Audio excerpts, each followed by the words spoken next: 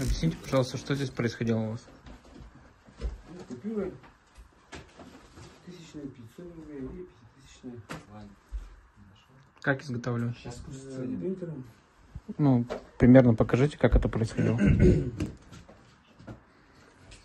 Брал купюру по центру.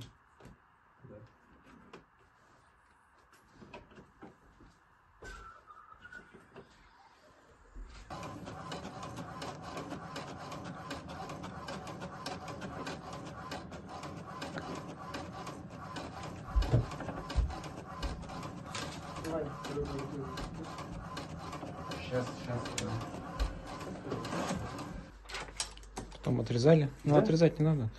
Какие-то дополнительные защитные элементы наносили на денежные знаки?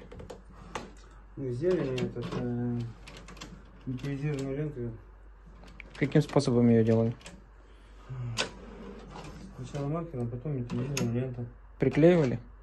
Да, самоклеющийся. Самоклеющуюся ленту? Одна отличная вышла. Лишнее. Угу.